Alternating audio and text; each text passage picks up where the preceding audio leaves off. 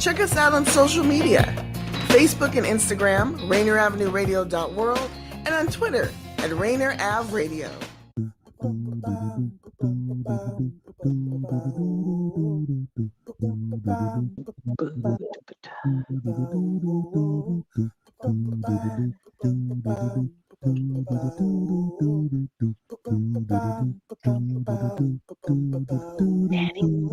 Wash your hands, don't touch your face, wipe things down, clean up your space. When you cough and sneeze, do responsibly.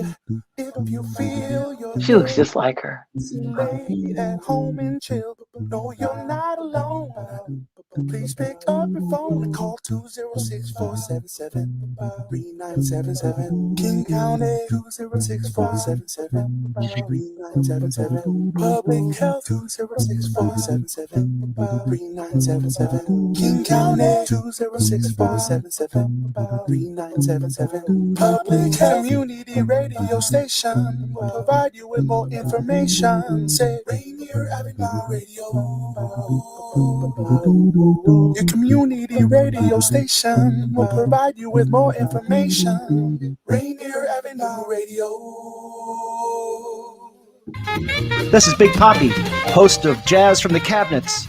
Join me each week for a listening tour of the first century of jazz, an eclectic mix of Dixieland, big band, cool jazz, bebop, contemporary jazz, world jazz, all jazz in all forms. That's Jazz from the Cabinets with Big Poppy on Rainier Avenue Radio, streaming worldwide on RainierAvenueRadio.world. Turn up your radio wherever you at. We about to bring it. Street Beat with Tony B. Tony B will give you a chance to tackle local, national, and international issues that affect your community. Street Beat. Street Beat. Who, Tony? Dealing with COVID-19 is uncharted territory, and everyone has different challenges. People may feel anxious, down, or overwhelmed. For some, these feelings can lead to changes in sleep patterns, an increased use of alcohol or drugs, or withdrawing from the people around them. If you know someone who's having a hard time coping, you can help by reaching out to talk and listen. To learn more about how you can help someone in need, call the Suicide Prevention Lifeline at 800-273-TALK. Brought to you by the state of Washington. You are listening to Rainier Avenue Radio.world. Don't forget to log on www.RainierAvenueRadio.world. You're listening to Heartbeat Radio. I'm your host, Cindi Bright. Heartbeat Radio is a conversation aimed to take the pulse of corporate America. Opportunities for people of color, we're getting lost in the shuffle of change. I'm that provocateur of change. The hearts of corporate America are addressed. Access and opportunities will be accelerated for all people. Through Heartbeat Radio, you will gain a deeper understanding of what is necessary for change. Good evening, everybody. Welcome to Heartbeat Radio and podcast. In the throes of $5.50 a gallon of gas and traffic patterns changing, I didn't go into the studio today, so I decided to do the show remote. Let's bring Joy in with me tonight because it is Joy and I. Hey, Joy. How are you tonight? I think we still have her on mute. So Joy and I decided, I think we shared this earlier in the year, that we wanted to make sure through the course of Heartbeat that we had an opportunity for just she and I to both talk too about many of the issues that are out there, to be able to speak to it as the voice of Black women. And so while we have guests on all the time, as you all know, all of our listeners, hi Gwen, I just saw you were there. We just decided tonight, you know, there's just a whole slew of things every week that we could talk about. So we decided tonight that we just wanted to talk as girlfriends, as Black women who live out in this world with all these issues happening. We just decided we wanted to talk about those tonight. Joy, welcome back. Just a few topics. There's so many we could start with, like what did you say, $5? The last time I was at Costco was $4.65 a gallon. It might be more today. It was $5.17 today, and traffic was horrible today. I was out running around quite a bit today, and you can definitely see workers have been recalled back to office. We can actually start there because I don't know if you engage with people to talk about what's it been like on them being recalled back to the office. Have you had any conversations like that with anybody about what that's like for them? Just a couple of people. I think more companies are deciding to have some sort of hybrid, which I think is fair, based on the feedback that they're getting from staff.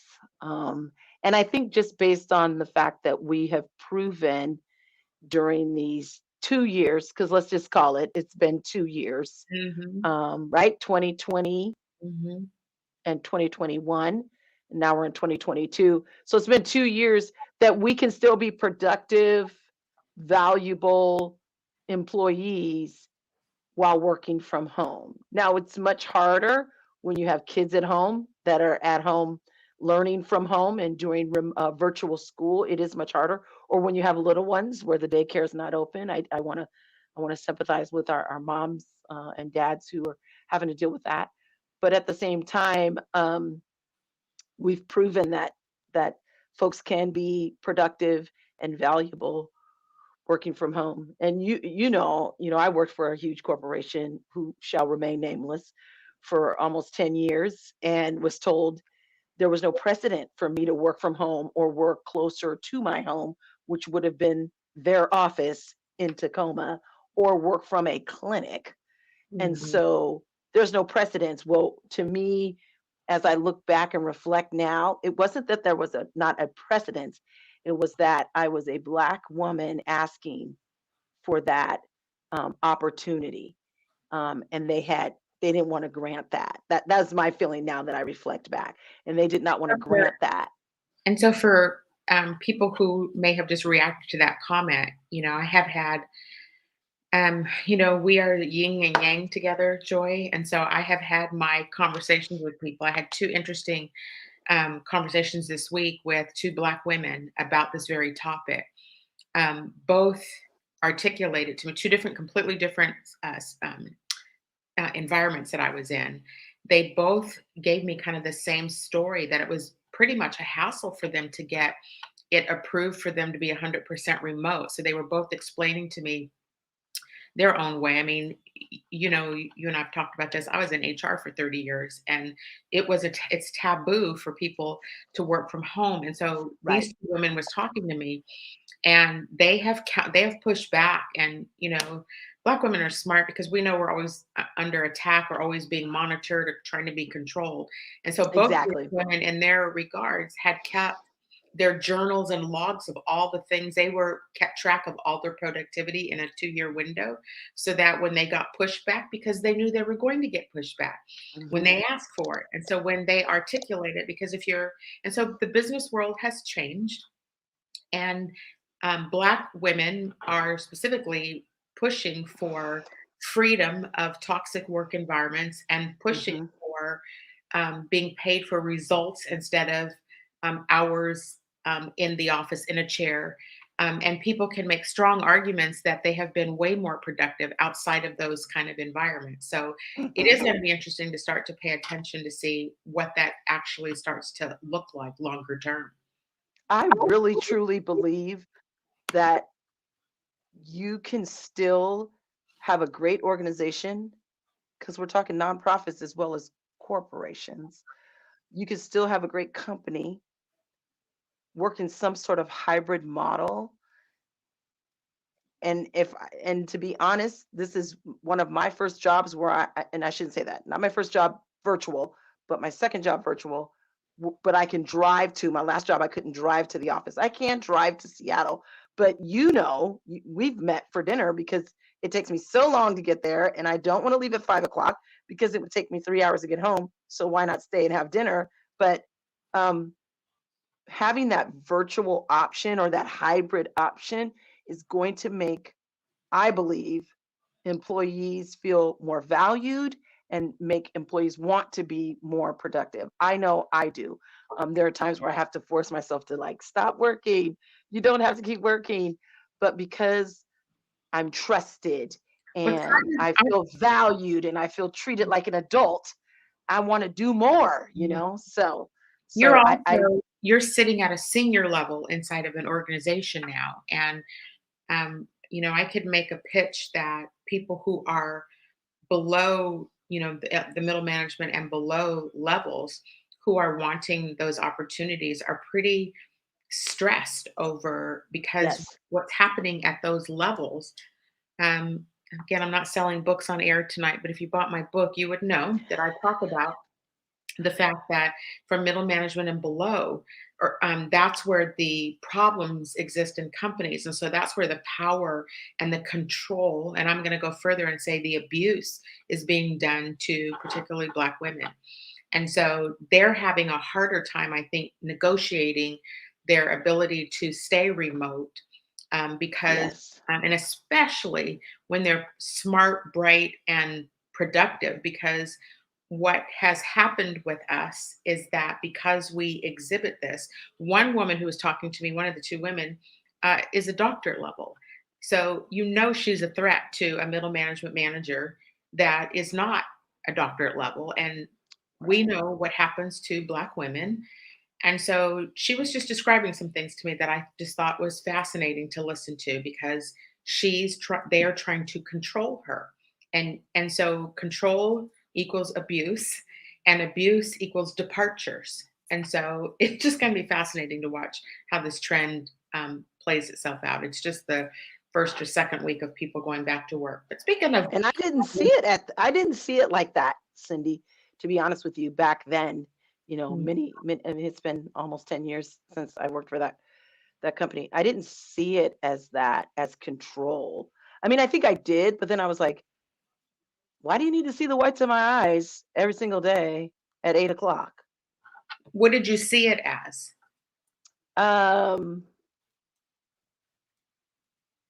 Favoritism, because that's almost the way they brought it back to me. Like, oh, we can't do that for you, then not do that for other people who live far away. I'm like, other people aren't taking 3 hours to get to work, and other people aren't in sales and need their car and go up and down the I-5 and the 16 and down the I-5 in Thurston County or down the I-5 on the other side of the Hood Canal Bridge.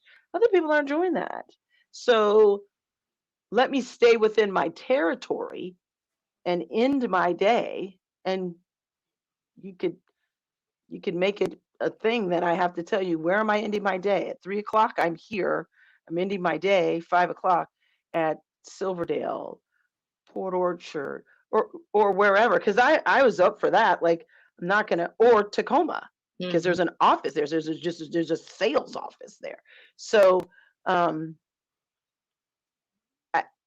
when they came back to me, it's like, well, I don't want it to be favoritism, and I don't want to get something that someone else isn't getting. And so I didn't push back. I didn't think I had the ability or the support to push back. Yeah. Could it be, just to pivot a little bit, in hindsight, when you think back, could it be the same thread as what we just saw go down with Jane Companion and her comments about Venus and Serena? Did you catch that story? Oh, could it be the same thread? So if you think about your comments about, they said that they didn't want it to be favoritism, which translates to, if I do a favor for you as a Black person, then I got to do it for everybody else. And the everybody are the people that were not accustomed to holding accountable for anything. Yeah. Okay, so let's be clear about that, because for them to have to tell their peers or people that look like them, no, it's not a common thing. And they're so used to the programming of the society and the way that they treat us as Black women.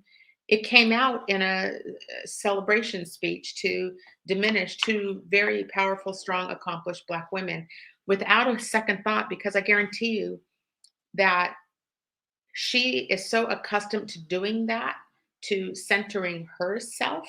This is Jane Companion, and not giving credit or support to people who have accomplished something that great. That is a classic corporate behavior that I've seen my entire career. Wow. I think I was just more floored that I think one black writer said, what else were they going to do but smile? Because had they not, oh, we all know what that would have turned into. This is the Well, angry we're black we're women. used to. I'm have been guilty of it too, because when you're in an environment that your paycheck is coming from, you can't alienate the people that control your money. And so we're so used to having to smile in the face of aggression, and act like it isn't any big deal. But I could see it in her face the Oh, when we could see it in her face totally. that Like, she wait a minute. What are you saying? I don't have to, was it I don't have to play with the boys? Is that guys or something, play against the guys, but she does? Nice way to center yourself and Mhm, you and who you are. And then, like you said, diminish mhm. the levels that those two strong, athletic, smart and intelligent women have gotten to. I just Accomplished. accomplished. I was floored. And I so was like, that "Woo." to me, that was so corporate America on display that, I mean, 2 things happened this past week that just had me floored. I haven't released my blog yet about her, I will, but I did do a blog about Kim Kardashian and her mess that she said about if people just worked harder. Did you catch those? I don't follow her on purpose. Sorry, Well, Cindy. I don't follow her. It was all over the news.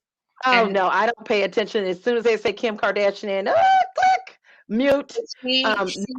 No, the diminishing comments again, I entitled heard about it. I heard about it. "Born Yeah. into Wealth" and tone deaf to what the lives of BIPOC women are. And so to think that BIPOC people don't work hard when they're Yeah. paid 63 cents to the dollars, and everybody we know, I mean, isn't everybody got a gig and a side hustle and then a side hustle?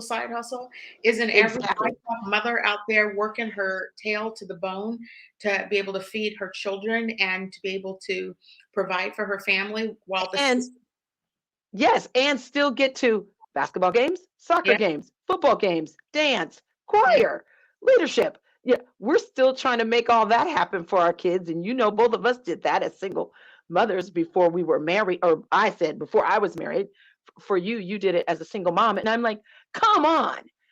Like, first of all, I just was like, did she really say that? And then my husband said, yes, she did. So I was like, this is why I don't pay attention to but anything she says. But she doesn't understand that she has wealth already. It was given she's to you. she's typical though. So Oh she just yeah, verbalized it yeah, and without even a blink to it because that's how they think about us. And so yeah, that's the indicative of what is happening in white America with regards to Black women. And one of the things I had said is like in my blog is about, I've paid attention. I pay attention to in my own circle. I watch a lot of behavior with people, and I watch how they roll. Remember when Dr. Karen Johnson was on our show? Yeah, Carolee, I see the comments about being in the same room with your sister. Yeah. When Dr. Karen was on and she said, we've studied them forever. And so we know how that actually goes. And, I watched on Facebook, I watched the comments, I watched the way they, for example, there's a particular person that I watched how she brands herself as this women empowerment person, but has zero acumen on women of color issues. Wants to pretend that they do, but there's clearly some things that I have heard and seen her say that she doesn't understand them. And so I watched, I look at their background, I look at how they come up and start trying to brand themselves as women empowerment people. And to be a woman empowerer means you must understand all women. And if you're only speaking to an audience of white women and you're giving them techniques and empowerment that don't serve BIPOC women, are you really a woman empowerer, or are you just trying to center yourself in a topic now in a season of change where BIPOC women are speaking out, and now you want to be seen and viewed as somebody important and powerful, but you can't represent me. Right, right. And that's where what do we say? The rubber hits the road is saying you understand what I've been through when you have no idea. And I'm not saying that you always have to have a lived experience, but you have to have been close with some folks and done your own homework around what that lived experience, what those people who have lived experience have gone through. And another lens on that, this particular person uh, was also a person that got called and asked to go onto Dr. Phil's show. So I paid attention to this because to go speak out on these women's issues. And so I commented on the feed that they should introduce Dr. Phil's show to another white woman who's in San Francisco who actually does this work. And so that woman has been out in the streets, Karen Fleshman, out in the streets in San Francisco. She's been fighting for social justice for all women forever. And instead of, when this opportunity came up, instead of the woman who branded herself this way, punting this opportunity to the woman who we should have propelled into the forefront. We should have allowed Karen in the forefront to speak on these issues because she clearly is the more qualified woman in that regard. But again, culturally, and these are two white women. And so the lack of not learning how to step aside or step back, allowing someone else to shine. And, it's the same thing. It's what Jane Companion was doing. You can't allow other people to shine. You have to try to outdo and one up every time somebody is more successful than you. And I see that as a sign of weakness, not as a sign of power. And so, I don't know, that was just We've been talking about this for several weeks, though. We've been talking about people stepping aside or people turning around and bringing folks with them.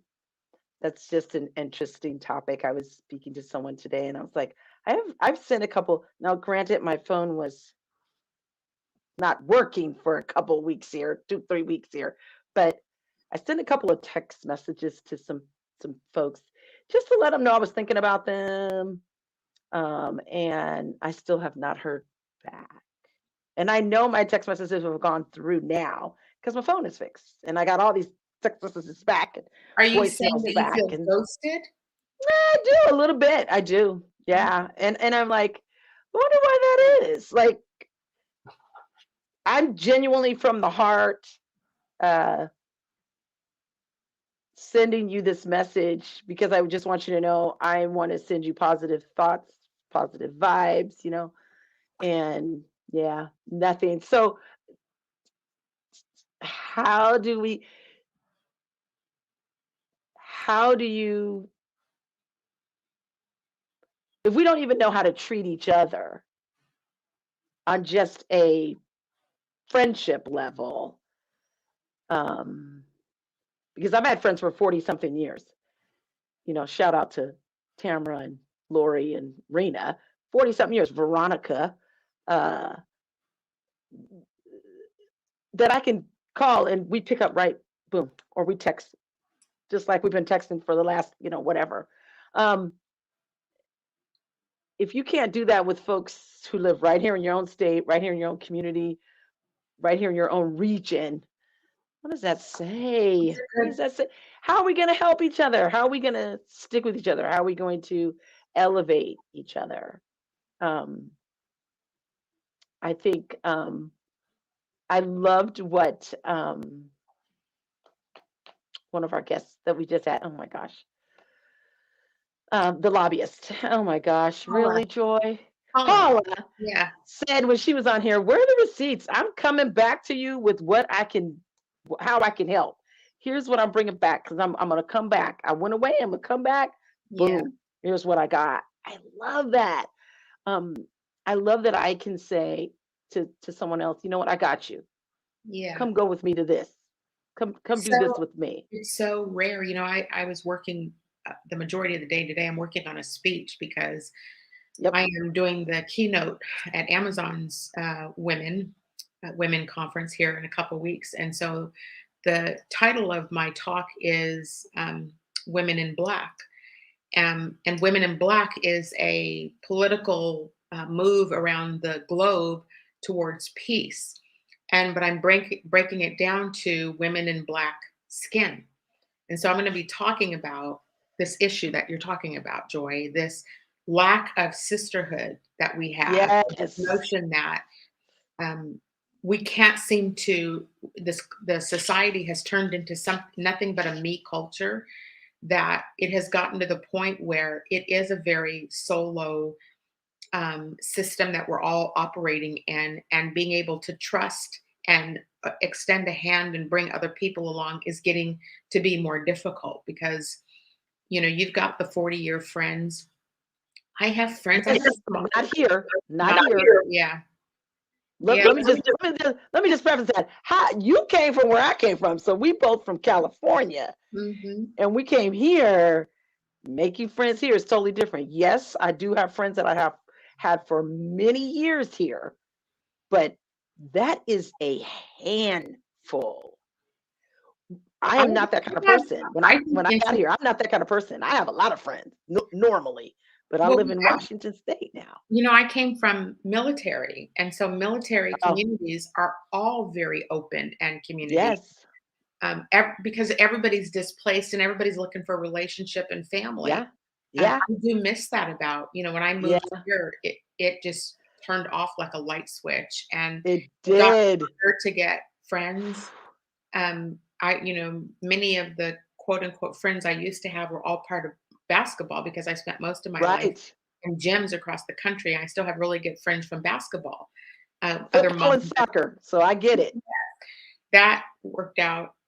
Business, and I met people here. I mean, obviously my friend Snow, my friend Gwen, I have some really good friends here. But I have a high level of distrust here, because I've just watched how women roll. And so it's ugly to watch, to the degree that women will go to for stuff, for money, for men, for power, for all the things so that's been a tough, that's tough. I mean, I do at moments feel like just putting the covers up over my head and not being out in the world anymore. I mean, I have literally looked at my Social Security numbers to see what do they look like, because it just gets to be overwhelming sometimes, Can I just retire and go live on an island by myself? Yes. No, but I think when we talk about women and we talk about how we come together and elevate each other, I think it starts there. It starts making friends, and it starts with, I may not talk to you, I may not see you, but you're always in my thoughts, always positive thoughts, and call me whenever you need me. I mean, I think we have that relationship, because we don't talk every day, but we talk a lot. But we could go a whole week without talking to each other. But it's like, I'm not making up stories in my head of what I think. Did I say something? Did I do something? Yes. And you never ghost me when I text you. And if you do, it's because you're in a meeting, but you will text me that night, or you'll say, I'll text you tomorrow. I got your message or something. So I think it feels like respect. And I don't, there's such a lack of respect for the people. Yeah. So even, I'm a businesswoman, so just trying to navigate bringing in clients and having meetings, and I'm experiencing it right now. I get people asking me to jump through hoops to get stuff done. Can you get me a proposal? Can you get this? I go spend an entire Saturday or Sunday working on that. I submit it, and then I'm ghosted. And so the next thing I know is my proposals are taken, and they're using the content of it, and somebody else is getting the business. And so that's real stuff about what goes on in society around how we treat people. I don't know if it's just unique, the business stuff, to Black women. I tend to think that because we have more acumen around these topics, that our voices are needed, but there's a reluctancy to even want to pay us for our work, or want to dummy us down and expect us to work for next to nothing. And I have recently I've recently done a couple of things that I've made virtually nothing doing it, because, it's the constant issue that I face is visibility for free to get in front of people, and I look at my conversion. Am I able to convert them into another client again? Like, it's ugly. It's an ugly. Yeah. It's an ugly And you place. work for yourself. You don't work for an organization or a corporation. You work for yourself, which is 10 times harder, I feel like, for women, particularly women of color and Black women in particular. So that in itself is a whole nother level of hustle, Yeah. as they say. I understand. Yeah. We're going to talk about Yeah. hustling. Let's take a quick commercial break, and then we'll come back after the commercials and pick that back up. Be right back. That up your sacks, I favor Black businesses. Assuming I'm rooting for everybody that's Black. Yeah. Yeah. Assuming I'm rooting for everybody that's Black. Yo. You're listening to RainierAvenueRadio.world. Check us out on social media. Facebook and Instagram, RainierAvenueRadio.world, and on Twitter at Rainier Ave Radio. Hey, yo, what's good? It's D-Money of Fresh Juice every Wednesday, 9 to 11 p.m. Playing new hip-hop and R&B. We got a couple of wonderful guests to talk to you about coming on the March 16th speech of the legendary Arrested Development coming through. Plus, Seattle's own Art Bay will be joining us live in the studio. That's Fresh Juice Wednesday, 9 to 11 p.m. Hosted by myself, D-Money, Pint Size Patrol, and ID Yourself. Join us live. Rainier Avenue Radio, your community radio station. This is Cindi Bright, the host of Heartbeat Radio.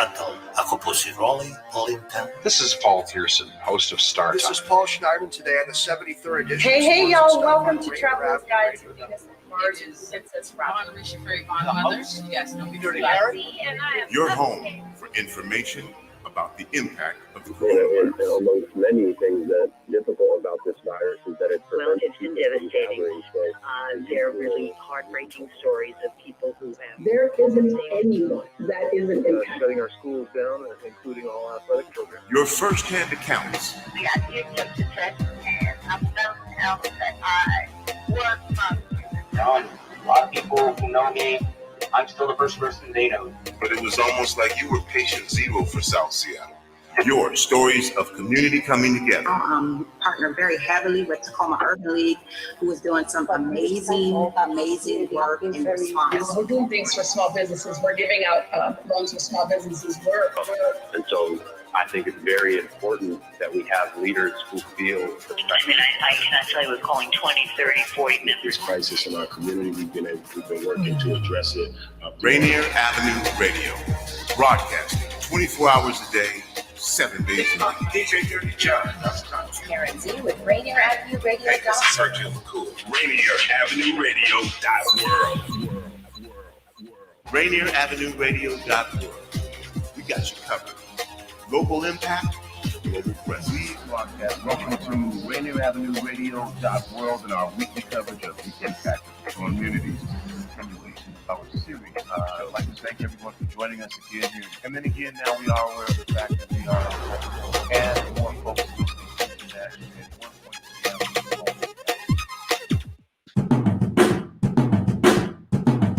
Rainier Avenue Radio. Rainier Avenue Radio. That up your sacks, I favor Black businesses. Assuming I'm rooting for everybody that's Black. Yeah. Yeah. Assuming I'm rooting for everybody that's Black. Yo. Welcome back to Heartbeat Radio and Podcast. I am your host, Cindi Bright. We are back on the second half. Joy Stanford and I are having the Voice of the Black Women conversation tonight. We were talking about, right before the break, we were talking about hustle, about how much hustle it is. I think we were talking about to be self-employed, but in general, the hustle that's required to keep everything together. And I think when we were talking a little bit about the person you don't follow, about the tone-deaf comments about we all need to work harder, to women like me and you who work. I work a lot of hours a day and always have. And I know my listeners, I know Carol Lee, who's listening to this, can attest to this because I used to work with her. So we work a lot of hours. We do a lot to keep it all together. And yet there's such little value placed on the life of a Black woman. Let's talk about Brittany Griner. Are you following? Oh, I am. I saw Congressman Allred. Allred he said she's okay, but I'm like, if nobody's seen or heard from her and her wife can't get a hold of her, then does the State Department know something we don't know? And why are they still holding her? You want to know how upset I am about that, because I mean, any country can look at our country and see the visceral racism and the hatred towards Black people in this country. Like, it's only the people inside this country that don't acknowledge racism, but everyone sees how we're treated. And so, yes, another country can look and know that they can take a hostage. She's probably a political hostage, and hold her, because they know that the value placed on her life will be so much lower than it was if it were, maybe Sue Bird or Lauren Jackson, one of the other. I question what would happen if it were Sue Bird in custody. Well, why did she have to go to another country let's to make $1 million? To make $1 million? Yes, to be able to make a million. And Brittany Griner, I don't know if anybody, like, I've heard a lot of people say I've never heard of her. Well, I'm a baller, so I've watched Brittany Griner for years play. And so Brittany can outball any dude out there, let's just say it. And yes, she can. She can outball them. And yet all the women in WNBA are, most of them are having to take other jobs across the country to be able to break even, or even be able to get anywhere near what the men are paying. Now, I've heard all the arguments about, it's not revenue generating. It's not a revenue generating sport. They don't have the money to pay. I don't want to hear it. I don't want to hear it. I'm sorry. I'm a soccer mom, and my girls, my ladies, were playing at Cheney Stadium in Tacoma for the past, I don't know how many years. Now they just now have been invited to come play at Lumen Field. Okay. It's like, really? Thank you. They're the ones winning. They are the ones winning. There we go. There we go. There's Brittany. Yep. That girl can ball. Now, I like watching her play basketball. I do like watching her play ball. Me too. Yeah. The other woman, not to go into my sports, because I could actually do a sports show. I could give Little Line Sports a run for their money, just so if Granville is listening to this. I almost commented, because I listened. They actually did a really great show earlier last week about Russell Wilson's trade, and so I tuned in to it, and I almost went in with my female version, but I decided not to, and just to listen to what they were having to say. That's so funny. But I still love to watch Becky Hammon too. Do you know who Becky Hammon is? She's now.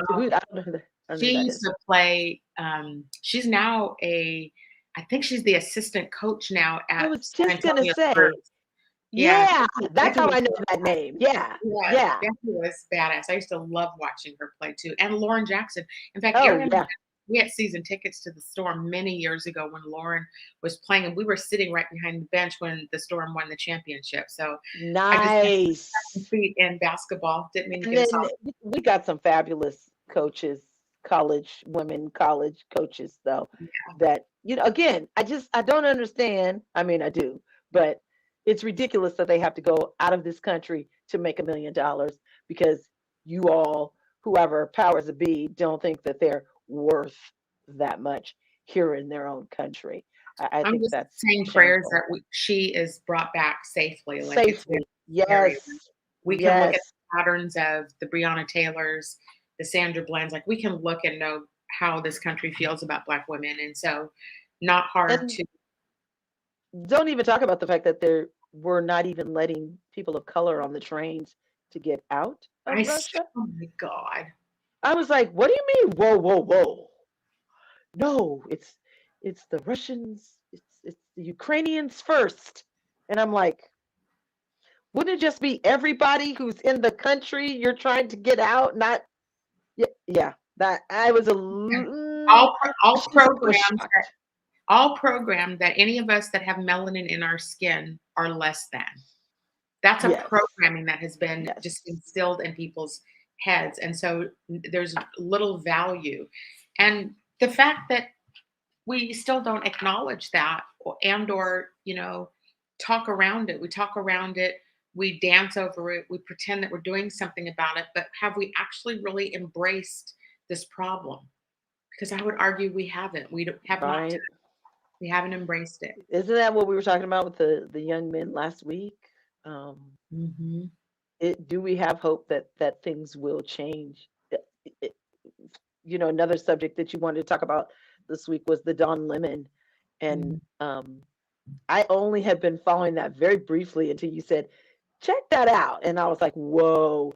Okay, so since Chris Cuomo isn't failing up that new concept, failing up, I'm going to run the bus over my supposed friends in order to get my $125 million.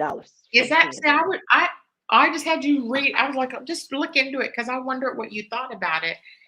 I was like, first of all, don't throw me under the bus if I'm your friend. Okay. And we're not talking about me. We're talking about you. If the company has already moved on from whatever transgressions these other folks have had, not that I'm saying that that's right, but right now. But here's the thing. Like, again, I don't have the details of what went down. I think we just lost Joy. So I'm going to sit here looking at my own self in the camera, hoping that she'll come back on. If I have any listeners who want to comment about what we're just talking about, if you found or followed the Chris Cuomo, Don Lemon story, they were doing the handoff from the 6 o'clock to the 7 o'clock hour on CNN. And this chaos around the Governor Cuomo's resignation out of New York, and Chris then subsequently being accused of using improper relationships or whatever that was inside of an organization. I found it fascinating, and I found it fascinating that I don't want to quote what Don Lemon said, but it was something to the effect that, oh, here we go. Yeah, Chris Cuomo's going for his awkward throw to Don Lemon. Like, something just feels so off with this. And I don't understand how, particularly friends. And so this is kind of thank you, Daniel, for showing some of these photos. This is kind of the issue that I think we're talking about, which is like, what are friends really? Like, because even if there's this kind of chaos going on, do you publicly throw them under the bus like that? Or is that something you handle behind the scenes with your friends? And then I noticed that Don Lemon was given CNN is now doing an app. So CNN Plus, so they're now selling it and they're giving him platform there. And so the question becomes, was that done out of, to leverage themselves into more power? I don't know the answer to that, and I think highly of both of those men. So it's so tough for me to watch that play out in the press like that. And then the other thing is, can we actually really trust the media, what they're actually portraying or what they're saying? Some of these reports. So I don't know. I was really surprised that Chris Cuomo went that route. I'm really hoping that was just like, this is the way we're going to go. My attorney suggested it, not me.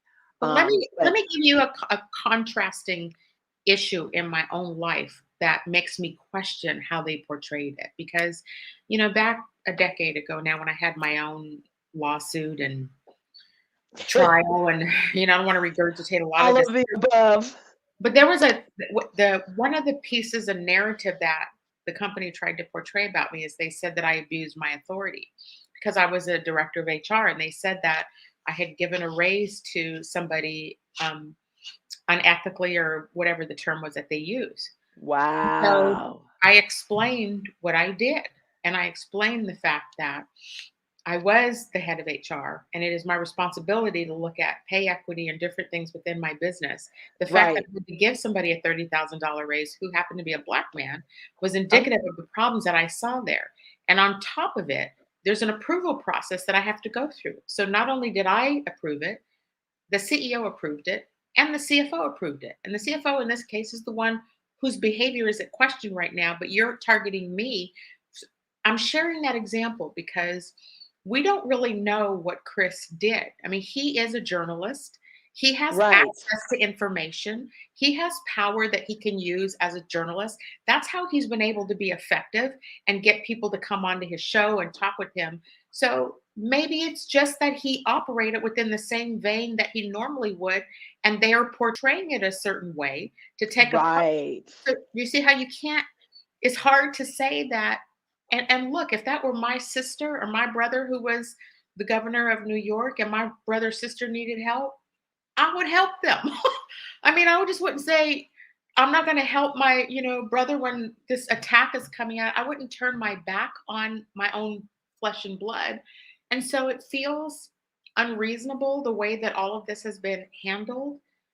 But I'm so far outside and so far removed and don't know any of the information inside. So that was just my perspective on it. And because I feel that all of the sanctuary cities are all under attack. And so right. they're coming after all the people that are out speaking truth. Right. Right. Family that have been speaking truth. I don't agree with the fact that I think Andrew Cuomo is going to run again. I'd vote for him. I'm not sure I would. I like him. I do. I liked him, and I liked how he handled the COVID-19, but there's again too many women coming out with the same story. Now, what they said was the victims were credible, but the attorney said we cannot prove beyond a reasonable doubt. We don't have any proof beyond a reasonable doubt. So that's not what his attorney came out and did a very public. He posted it, and I listened to it, and so her perspective on all of it is that they aren't credible. They aren't credible women. And on the other side, on the prosecutor's side, he's saying we're not going to, but I said, but you didn't take the case. You're not going to take the case. So what are you going to do? Whoa, we think their stories are credible, but we can't prove beyond a reasonable doubt. So it's just, I'm like, it's so damn dicey because the one thing I would never do is shame a woman who is bringing forth that's right. Any action that that's right has put her in harm's way. I do not give a pass to that. And if that in fact happened, I don't condone that. That's right. But I would also say that there's many of them who, when they don't get their way, we've watched their behavior. They are studies. When they don't get their way, they come out in drones to take down people that they can't take from. And so when people are in positions of power, like him, he's a single man, with a lot of power. He's charming and handsome. I can see some of these scenarios playing out around rejection. And, so. Not saying that's what's happening, but I am saying I understand. I understand it, yes. So there's somewhere in between all of this lies the truth. Yeah, exactly. And does somebody's life deserve to be taken down? Ruined, right. Over it. Because of this. Yes. Yeah.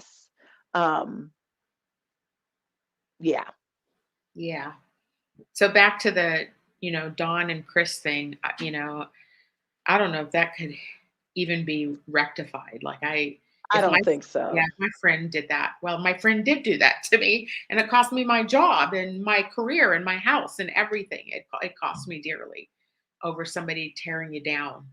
Yeah.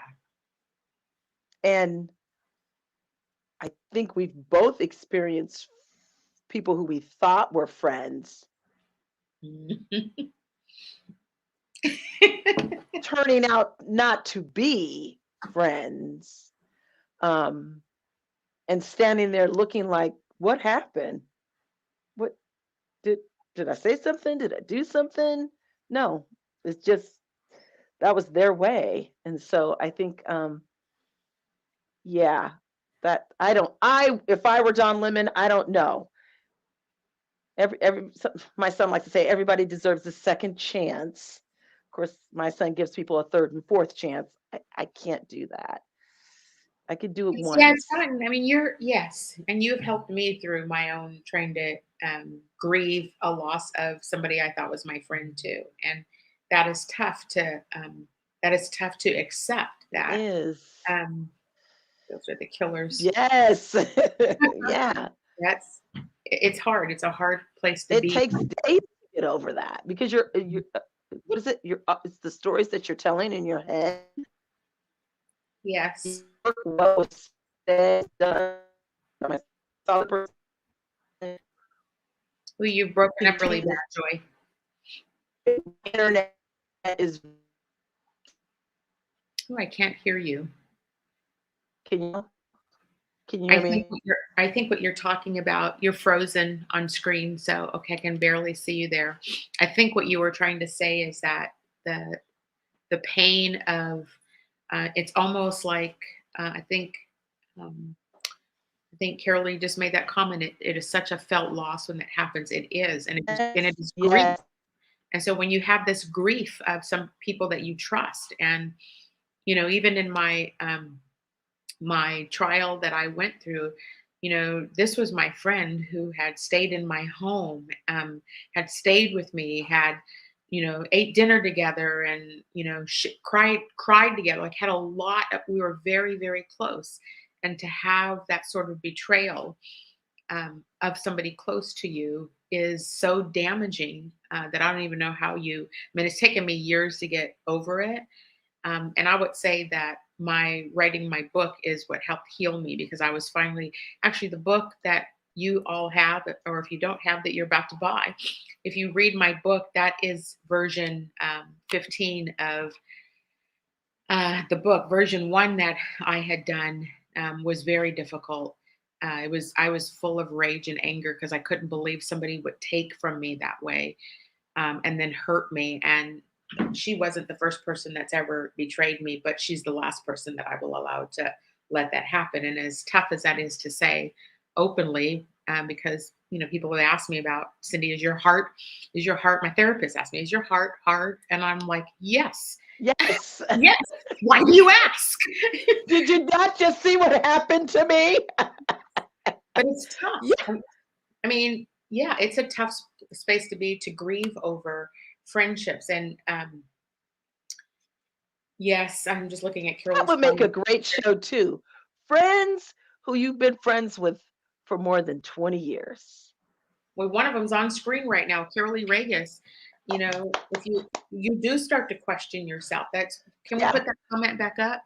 Daniel? Yes.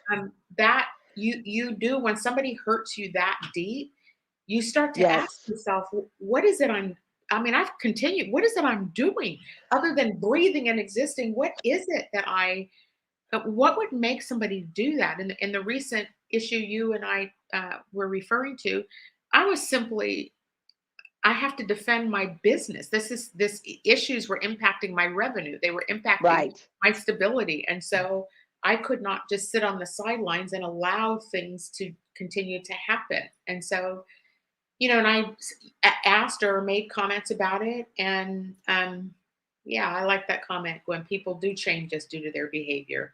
Yes. And how do we not let them destroy us longer term? Like, that letting go of that pain is the harder challenge in all of this. So I also believe us running for office changed us, because there's just this level of trust that I don't have anymore, where I used to be very trusting, and there's a level now that I don't, and my circle got real small. So say more about that. You're talking about it got small after the election, but it got even smaller after the pandemic. So what does that say? I'm like, I think you don't know what somebody's going to take that you say and go take it and use it against you, or say that you said this to someone else. You just don't know. And there's just this level of trust that I don't have anymore. I'm almost the other way. Like, I don't trust, period. So, and I think that also happens now when we talked about earlier, where I send text messages and I don't hear back. I'm like, oh, what's going on? Why am I being ghosted? I thought we were friends. Okay, maybe not, so. Yeah, I don't think there's any excuse. I mean, I have let some text messages slip, but people that I care about, I at least say I'll call you tomorrow, or I'll get with you, or text me, or sometimes I send voice messages in the middle of the night when I can't sleep. I just let people know, but it's tough. And so It is. back to this whole broader conversation we've been having on us as Black women. So not Women. the society that we live in. I mean, this is a genuine question. I asked my therapist, I'm like, how am I supposed to be different in a society? Like, what are my coping mechanisms? It's a society that treats us like this. What do I do? Okay, I can take deep breaths. I exercise every day pretty much, but how do I navigate in this kind of space? How do I let go of allowing other people's harm to, again, my TED talk, right? I am not who you think I am. You are who you think I am. And so if people don't have the ability to even see themselves, and the only thing they want to do is blame, treat poorly, like that has become so commonplace. I almost don't know how to help people anymore, even navigate these spaces, because I don't feel equipped to navigate them a lot. Right.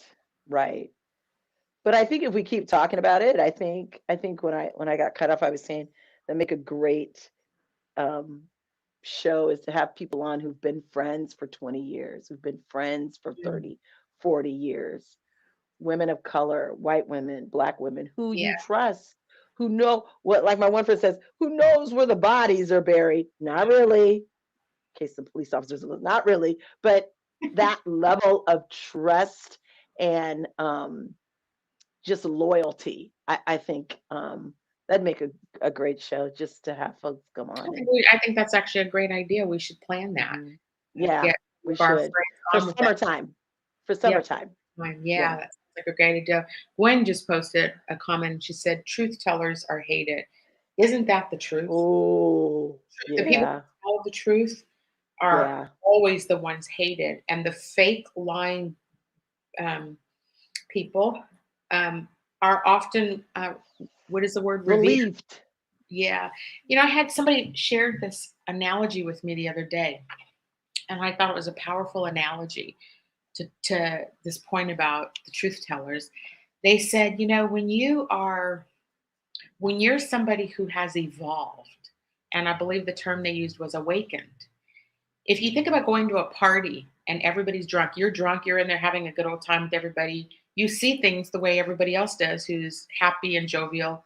But if you go into a place where somebody's partying and you're sober, you see things and behaviors that are so outside of what you would consider like your normal. And so they said, Cindy, the lens is different. Then they said, Cindy, you're the sober one. And so I was like, whew, that is heavy, but it's the truth. That is. I don't drink from the Kool-Aid of popularity, and I don't follow the same track of people. I stand in my own skin and do what I do on my own. And because and that is all rooted in rejection of myself as a child from both races of people, for having the white mom and for having the Black father. And so I separated myself. I would have been a loner most of my life because of that kind of rejection.